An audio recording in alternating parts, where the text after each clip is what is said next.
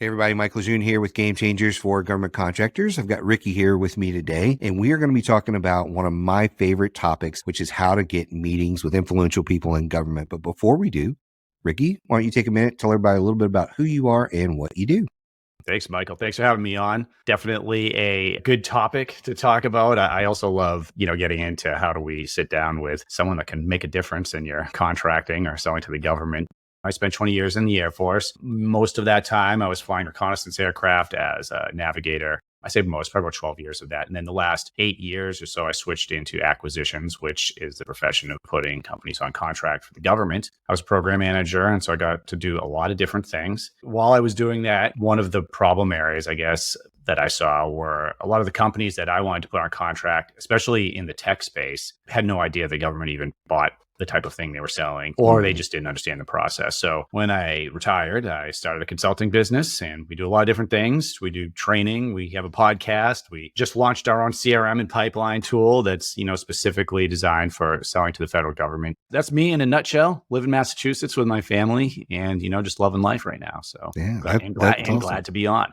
That's awesome. And you chose a topic that I love to talk about because I think most people want to know one of two things. What websites do I bid on, or how do I talk to people? That's probably the top two questions besides the obvious, how do I win a government contract, right? Right. The very vague, broad one. I thought this would be a great topic for us to dive into and start with probably the most basics of questions. Who are the main people that, when you're advising clients, that you try to speak to?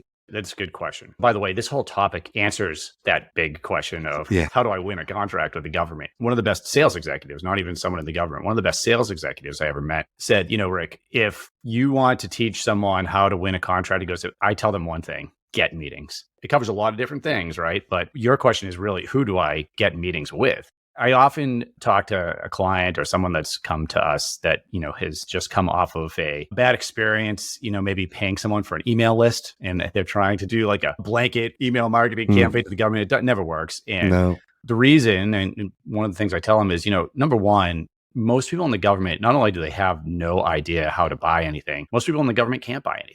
Like 99.99% of people are never going to be able to buy something from you. GPC cards aside, that's probably another topic. But, when we're talking about, regular contracts with the government, contracts over, 10, 20 grand, it's the federal acquisitions process. So when we're targeting people, the first thing I say is, first, let's find out who actually buys what you sell. Relatively easy to do with the tools that are out there. The offices that buy your product or service. And then let's look for people that actually have authority, some type of authority to put you on contract, and funding and a requirement. We don't want to waste our time trying to set up a meeting with someone that is never going to be able to buy something from you. So that's really where we start off.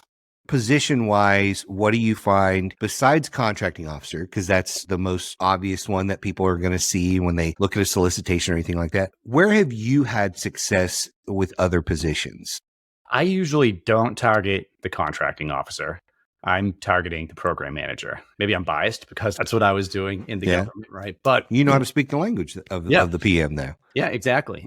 Look, the program manager, for the most part, every industry is a little bit different, but for the most part, the program manager is going to be in charge of the overall program. So if you are putting, let's say, HR tool, human resources software tool together, and you are bidding on something with the government, there's going to be a program manager on the other side of that maybe his requirement is to take a legacy HR program that has a bunch of databases, nothing's connected, and now we need to upgrade that to something a little bit more current with X, Y, and Z associated with that. It's really the program manager that's digging into the details of that. The contracting officer is important. They're the one with a warrant to actually make the contract real. But if you want to influence it, and if you want to actually make yourself more competitive, for me, it's starting with the program manager. And of course, there are some other people involved there, maybe some engineers and things that we can talk to, but that's usually where I'm at. That's a great one to go to. The next question here is, it's easy to find the contracting officer. How do you go about finding the PMs? If you're struggling with your government contracting business, I want to encourage you today to go sign up for a free coaching session with me. You can go in the description of this podcast. There's a link to my calendar, and you can go pick a time where we can sit down for 30 minutes, talk about what you're doing right, what you're doing wrong, what you should change. And then if coaching makes sense for you, I'll actually go over the options on how you can get started with coaching so we can take your business to the next level. Now let's get back into this episode. There's a little bit more investigation work to do there, right? I think it depends on how we find the opportunity. Finding the opportunity early, and I know you guys know how important that is. If we're finding it through something like, say, a sources side, and you might not even have a contracting officer on there. It might be, one of their underlings, or sometimes it's even a subcontractor that's in charge of collecting everything. But we can usually find out where the office is with the information that's given. So if it's something like that, I might have to do a little bit of a data drill by going to LinkedIn and looking up, people that work in that office. But you can just ask if you get it early enough too. Picking up the phone is something that a lot of people just aren't doing, especially early on. If I have the ability to call somebody in the office, I'll just call and I'll ask. And you'd be surprised. Usually they want to help you. They may also give you somebody else. It might not be the program manager. If you are dealing with a company, a lot of times these other transaction authority deals are being run by a subcontractor somewhere, or a contractor that the government hired to handle that. And that's fine too. You can work with them, but that's probably where you want to start and do some investigation work. I target the PM, maybe somebody else that you're not even thinking of, some other position that's handling it. And, you can talk to them and build that relationship. You bring up an important point. It's a point that I really wanted to start stressing more and more on the podcast about research. I think a lot of people aren't really wired to do research. Mm-hmm.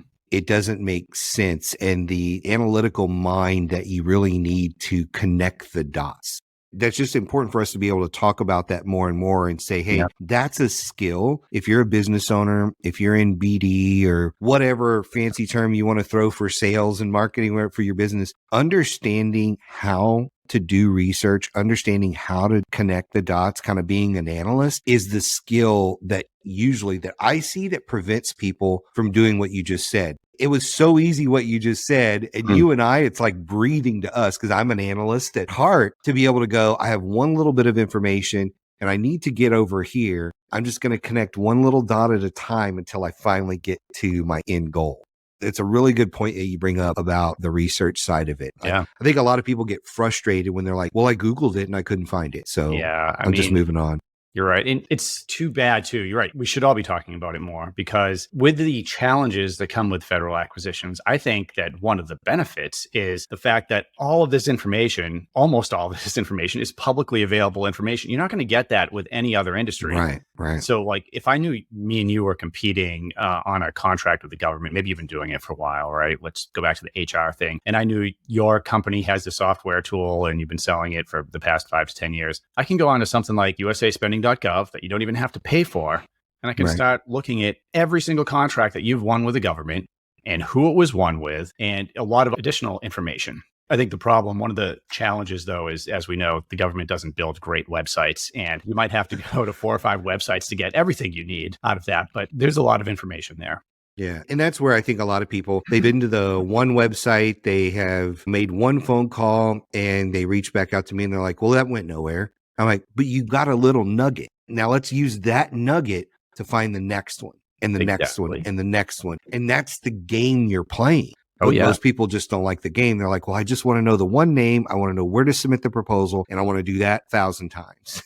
Yeah. And think about just to kind of piggyback on what you're saying, right? And I love talking about this. So you might have to stop me because there's not many people I can geek out with about research and strategy for federal acquisitions. But let's say that you find a source of sought that you want to engage, which most people aren't doing anyway, right? But I do like to start with that because we know that the government, if they're putting that out there, they have funding and they have a requirement. They're trying to figure out what they're going to do. And I was just working with someone who, they made a phone call similar to yours, right? They're like, oh, well, they're, we talked to them. So we talked to them. I sat on the phone call with them. And at the end of it, they're not going to give us a sole source contract off of this. They're not going to, I'm like, no. But think about all of the information that we just got because we had that phone call. We got 3 different use cases that weren't even in the official solicitation. Everything's not going to be in there. We got to meet 4 or 5 other people that are working on the project. We got to know what kind of company they want to put on contract. They have all of this additional information. And then, the next phone call might be after they make their submission. And so now we can sit down and do a demonstration. I mean, there's so much there. And I think understanding the value of that information and the relationship when that comes time to put that proposal in, that could mean all the difference. And of course, people that are really winning, they know that and they know it's the long game and they're building those relationships, doing what they can. I've actually thought about creating within our stuff, maybe like a course on how to be an analyst or an investigator, or I'm trained in both. I'm trained in private investigating. I'm also trained as an analyst from the military. When I think of talking to your prospects and moving a contract forward, I always think about like when you would watch the old detective shows and they had the big board, like the giant board with all the little red burn on it. And I'm like, that's a lot of what's going on, trying to connect this person to this project, to that project, to this funding and this to that, back and forth. And it's that thinking that it makes you patient and methodical and you stick with it. And when you get a no, you don't go, okay, well, that contact is dead. I need to refill my contact. It's like, okay, well, how do we go back to the well on that one and keep talking to them? How do you go about, or what do you advise as like the top 2 or 3 ways to set up meetings with people that can influence a purchase? The first one we've already talked about a little bit, which is, I love to start as far back from the solicitation as I can, with the understanding that I also want to make sure that there's funding and a requirement there, right? RFIs and sources sought are one way. That could be an entry point into setting up that meeting with the government. Another way that you could do that, you could pull an acquisitions forecast. That's another way. It's a similar way. Sometimes those can be a little wonky, but they also might have contact information there. A lot of times they do. So you can always reach out that way. And then, of course, conferences. Some people love them. Some people hate them. Going to these conferences, or, if you're a small business, sometimes the SBA will put on a good, or just the organization itself, like the VA or Army Corps of Engineers, they'll put on these events that you can register for just through their small business website. And, you're signing up to talk to somebody, right? Now, in those cases, you're not always dealing with the person that's going to make a decision, but you are getting your foot in the door. And the next conversation that you ask for, you just got to know to ask for it, could be with the person that is an influencer or in the program shop that you need. Those are a couple ways that we like to start with organizing those meetings.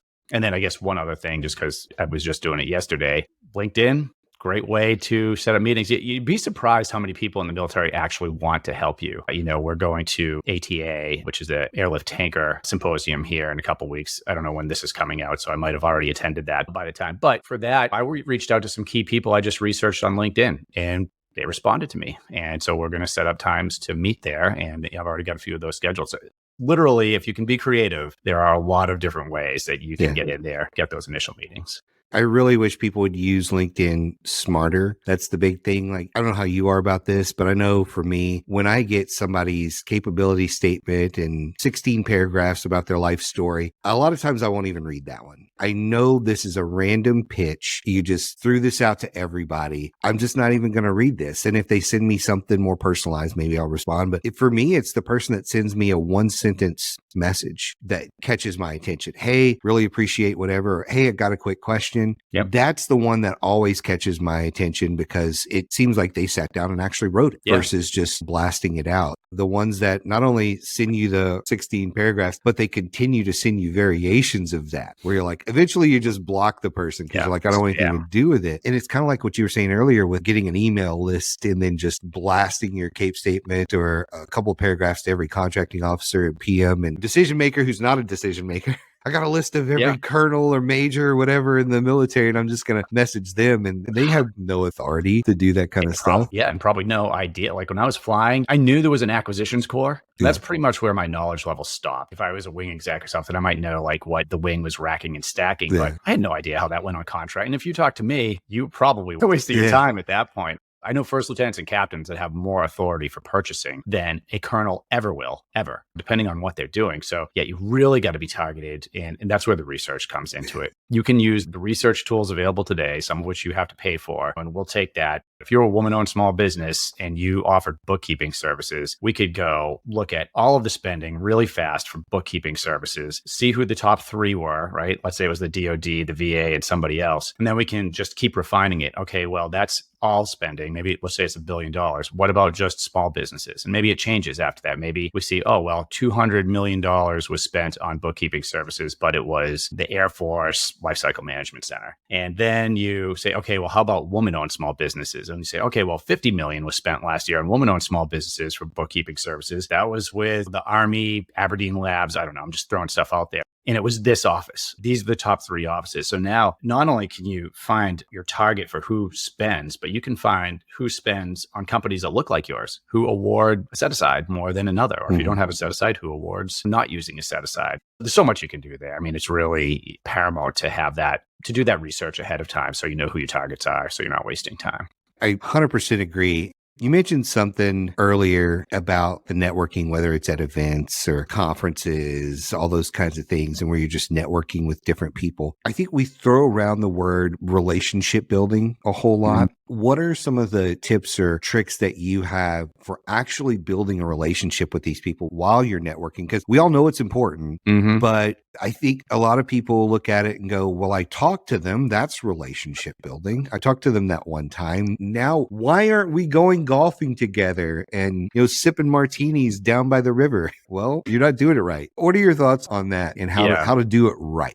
So you got to be intentional, first of all, right? It's a job. And so whether you're doing it or you're hiring somebody to do it, conferences is actually a good example because it's easy to go to a conference and start taking leads and exchanging business cards, and then you do nothing with it when you get home. What I do is I take that and I make LinkedIn friend requests or connection requests out of all of those people. Because keep in mind also, you may go to a conference and talk to somebody that doesn't have authority right now, but you have their card. But especially with the military, 4 years from now, that is somebody who could have a lot of authority and be very influential in what you're trying to do. So it's good to keep them in your network and then just reaching out periodically, not spamming them, but hey, just following up. How you doing? Can I help you? Is there anything that I can do for you? And just chasing this rabbit trail a little bit. One thing that people don't talk about a lot is your existing contracts with the government and how important it is to actually build that, because they're not just networked, or you don't just naturally have a relationship with them because you're on contract with them. That is something that needs to be intentional. Like with our CRM tool that we launched, one of the pipelines is, because you see a traditional pipeline and it's, hey, find the lead. It gets a little bit warmer. You win it or you lose it. With us, each pipeline is about 20 steps long. Like, hey, if it's the SIBR pipeline, the 8A pipeline, no matter what pipeline it is, once you win that contract, it immediately goes into your existing customer upsell. And the second step in that is always, hey, on a monthly or quarterly basis, you want to make sure that you're reaching out. If you're providing services, whoever the program manager is, hey, are we doing what you guys need done? Is there something else we could be doing? Do you need more of anything? This is where my experience selling to the government on the commercial side is most of our sales are going to be generated from our existing contacts and contracts. Do what you do well, and they're going to need more of it, or they can recommend somebody that is going to need it. But the only way that's going to happen is if you're intentional with a relationship. You're not always trying to sell them. For the most part, you want to just be providing value. I think it was Gary V's jab, right hook, whatever it was. But you're providing value because that's what they put you on contract for. And then you can ask them, you can make that ask periodically. Hey, is anything happening that we should be thinking about?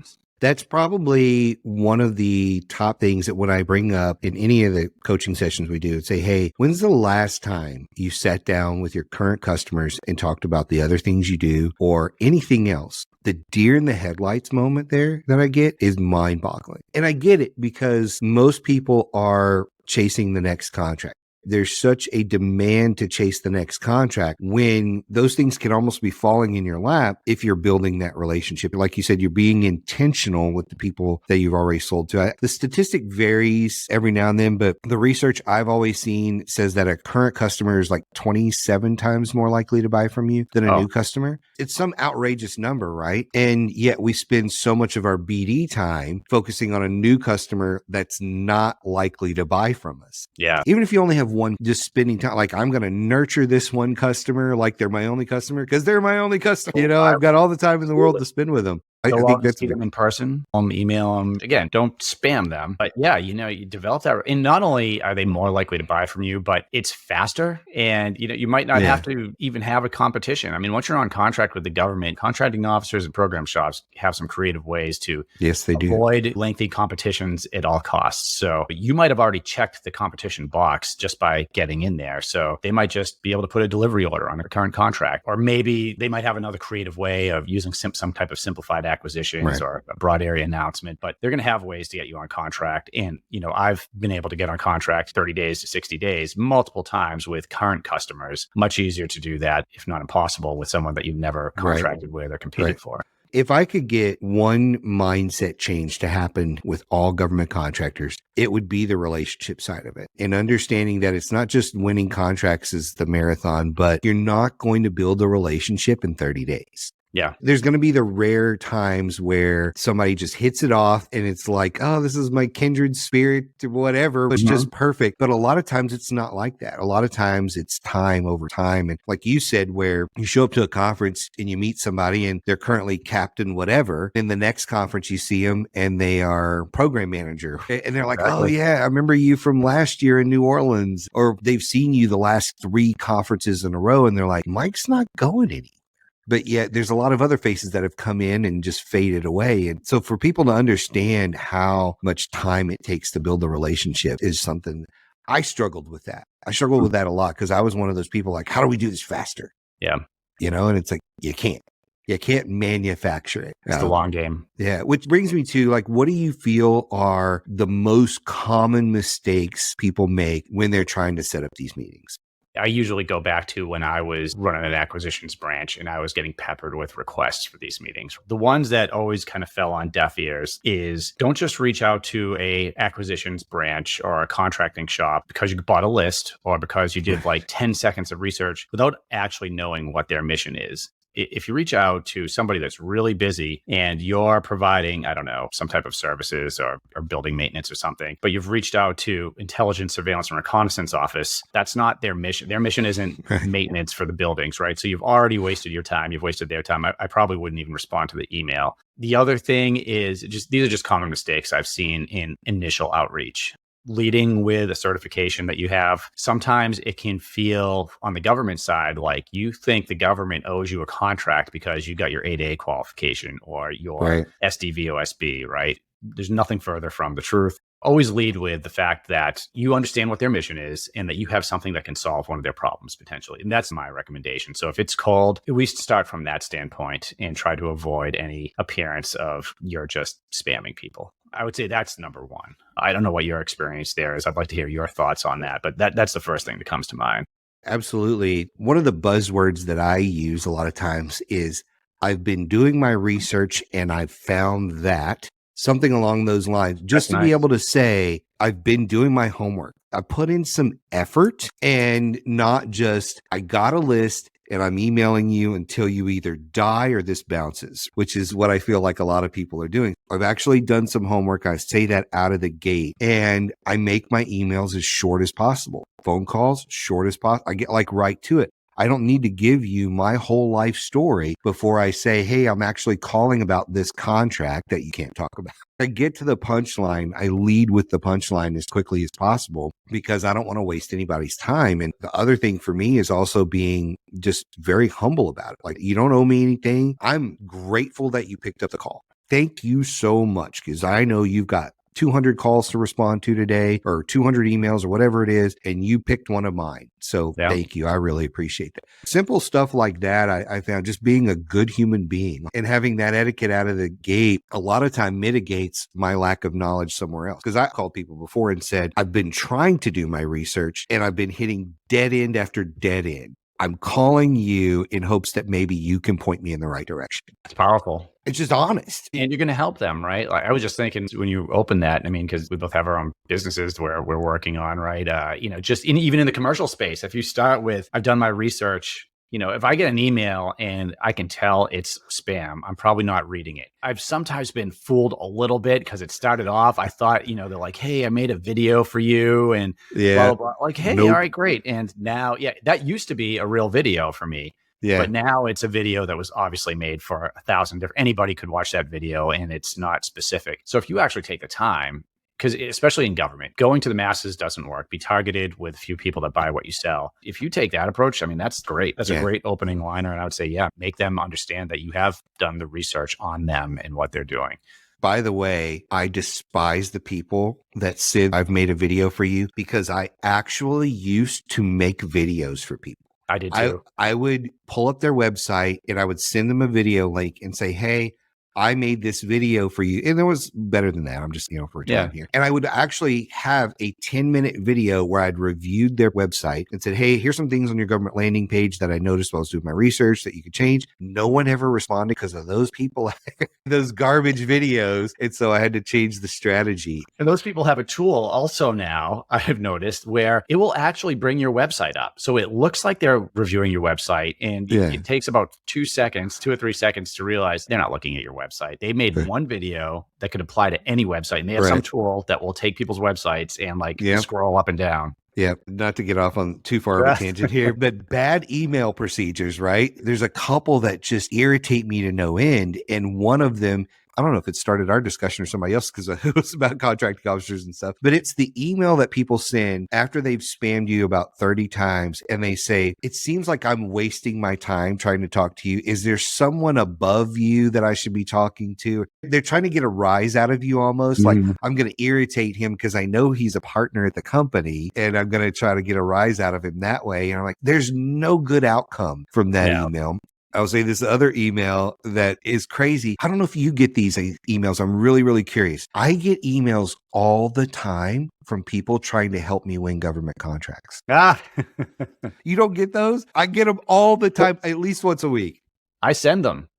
I mean, we have our own email campaigns that go out, but they're very specific. What I don't like is the emails I get, because I probably get emails from all walks of life trying to do everything from optimize my website to win me government contracts. The ones I really don't like are the ones that I get where it almost looks like the government is sending you something. And I get my client, and you're trying to scare people, right? So it's, hey, your SAM.gov is going to get, I know you get these, right? Your SAM.gov is about to expire, or, something bad's going to happen. I've had clients in a panic because they thought their SAM.gov was going to expire. I've had to take them okay, I need you to just take a step back. And whenever you get an email that comes in about government contracting, about anything that could be a problem, I want you to look at just the last 3 letters of that email address, because if it doesn't say .gov, then it's probably coming from some company that is trying to scare you, trying to sell you something, whatever, right? Some people have services out there, and I don't get mad if you're trying to market to me, but I would like it to be individualized and,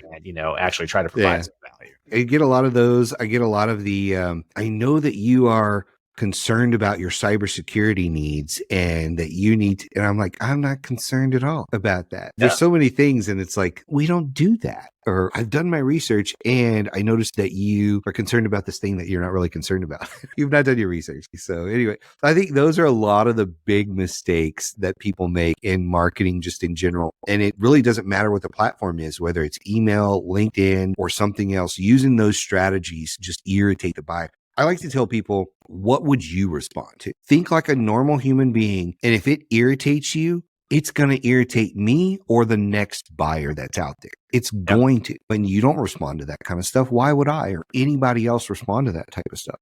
Especially with the government. You're dealing with a very small community. Maybe you've had some success out there in commercial world where you sent 1 million emails and you got a couple people to buy whatever it is you're selling, but you don't have that pool of people in the government. You really need to be careful. Well, and I think people don't realize the volume that they have to sift through. Whether it's a CEO, a PM, or somebody, they don't realize the volume of trash they have to sift through. And that's why it's so important to do things like you were saying earlier of not leading with your status, not leading with things that don't matter, not taking 20 minutes and 16 paragraphs to talk about stuff that don't matter. They have a limited amount of time. I had Kevin Jams on recently, and by the time this podcast airs, that one will be out. And we were talking about how contracting officers respond. That was one of the things for him. He was like, there's so many layers before I get to the layer of I don't know you and don't know if this is important. There's so many layers before that. And so trying to stand out once a contracting officer gets to that layer, or a PM or anybody else, that's a lot of work to make it simple.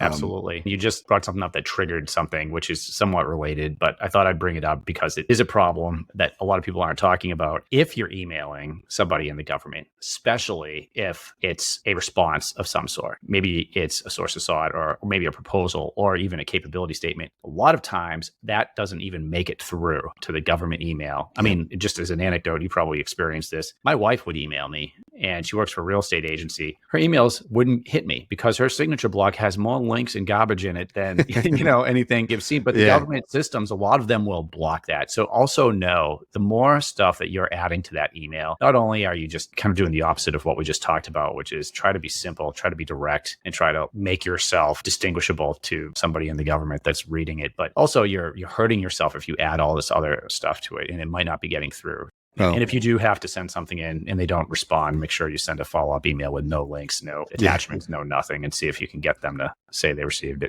That's a great point, because you're right. My wife every now and then will send me something and it doesn't get through, and there's like nothing in her signature block. The spam filter just decides you're not getting through today. Yep. So for whatever reason, you never know what's going on. Great discussion on all this. I don't know if we missed any points you wanted to cover, or if you'd like to do a quick recap of anything. I'll turn it over to you for kind of final thoughts. I thought this was a great discussion, and it's not something that you often hear people talking about when we're talking about going after contracts or selling to the government, but it's probably one of the most important things. What I would say, one thing I didn't mention is if you're trying to set up a meeting and the solicitation's already out, that's another big mistake I see, because then the handcuffs are pretty much on the office, and it's harder to have a conversation with someone at that point. So find an opportunity early and then kind of do your detective work to figure out who you want to reach out to. I'll close it off with what I said at the beginning. Getting meetings can equal contracts for you. So in that, to get a meeting, you want to develop that relationship. You want to make sure that you're saying the right things, showcasing your value to that organization, which you've researched, and build that relationship over time. And I think you're really going to start seeing results. It's a really important part of government contracting. I hope someone got some value out of this and can put some of our strategies in place to win some more contracts. I will tell you that is probably my favorite metric, and it has been a theme the last 6 months for me. So this is a hot topic when people say, what's the one thing I can do to move this along faster?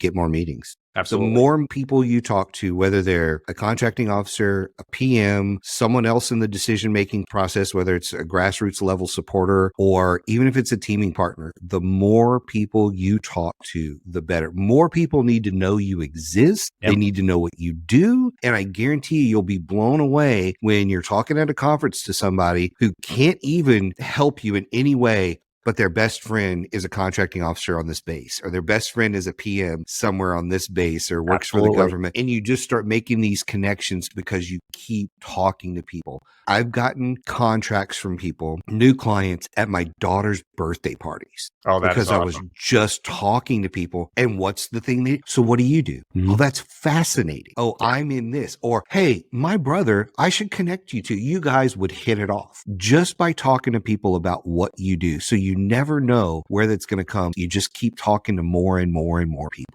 I love that. I love that being the theme of what you were saying today. I really appreciate you coming on. All your contact information will be on the website, so people can go check out your new CRM pipeline tool and all that kind of good stuff. Your podcast, your website, I highly encourage folks to go check it out. Thanks for coming on. I'm sure we'll do another podcast soon. I really hope you enjoyed the podcast today. If you did, I would really appreciate it if you would like and subscribe to the podcast and screenshot it and tag me on LinkedIn or whatever social media you use. So thank you again for joining us today, and we'll see you next time.